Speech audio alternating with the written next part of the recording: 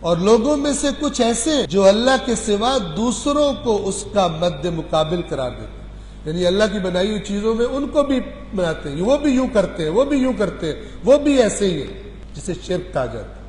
اور پھر ایک خاص چیز میں اشارہ فرمایا کہ جیسے اللہ کے ساتھ ہونا چاہیے ان کو ان کے ساتھ بھی ویسے ہی ہو۔ غور سے سنیے، اور لوگوں میں سے کچھ ایسے ہیں جو اللہ کے سوا دوسروں کو اس کا مد مقابل، یہ اندادن کا لفظ ہے، اندادن یعنی اس جیسا، ند کی جمع ہے، جیسا اللہ ویسے وہ، مثل قرار دیتے اور ان سے ایسی محبت کرتے جیسی محبت اللہ سے رکھنی چاہیے۔ اور ایمان والے تو سب سے زیادہ اللہ ہی سے محبت کرتے ہیں، جو حقیقی مومن ہے اس کے دل میں سب سے زیادہ محبت اللہ کی، اگر نہیں ہے کسی مقدس ہستی کی، کسی نبی کی، کسی امام کی، اللہ سے زیادہ ہے، وہ پرابلم میں ہے، اسے کسی نے گمراہ کیا، اس طرح دین بتایا ہے۔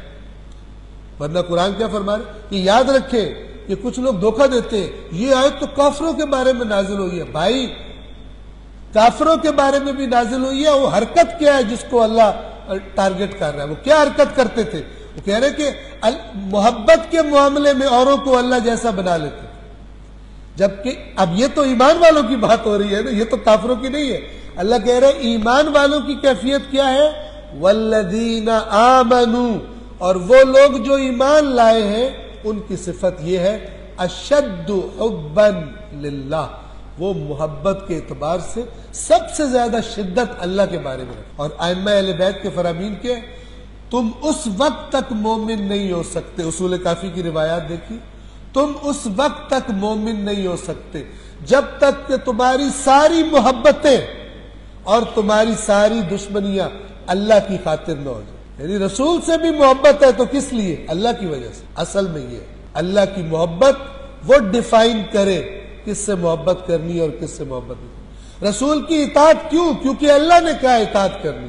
اگر کوئی کہے نا میں اللہ سے ہٹ کے رسول کی اطاعت کر رہا ہوں، وہ مشرک ہے پکا، اور اس نے رسول پر وہ تہمت لگائی ہے جیسی مسیحیوں نے حضرت عیسیٰ پہ لگائی تھی، اور اللہ کے مقابلے میں اللہ جیسا بنا دیا تھا۔ توجہ فرما رہے ہیں؟ یعنی ضروری نہیں کہ بتوں کو اللہ کے مقابلے میں لایا جائے، بعض قومیں اللہ کے نبیوں کو اللہ کے مقابلے میں لے آتے، نبی پاک ہوتے ہیں، وہ اللہ کے برگزیدہ بندے پاک ہوتے ہیں اس تہمتوں سے، لوگ ایسا کر دیتے۔ والذین آمنوا اشد حبا للہ، اور ایمان والے تو سب سے زیادہ اللہ ہی سے محبت کرتے ہیں۔ اور کاش یہ ظالم لوگ، کون ظالم؟ جو دوسروں کو اللہ کے برابر لے آتے، یا ظالم سے مراد وہ ہے، اور کاش یہ ظالم لوگ عذاب کا مشاہدہ کر لینے کے بعد جو کچھ سمجھنے والے، یعنی جو بات ان کو عذاب دیکھ کر سمجھ آئے گی، کاش اب سمجھ لیتے۔ اور وہ کیا بات ہے کہ ساری طاقتیں صرف اللہ ہی کی ہیں، اور یہ کہ اللہ سزا دینے میں نہایت شدید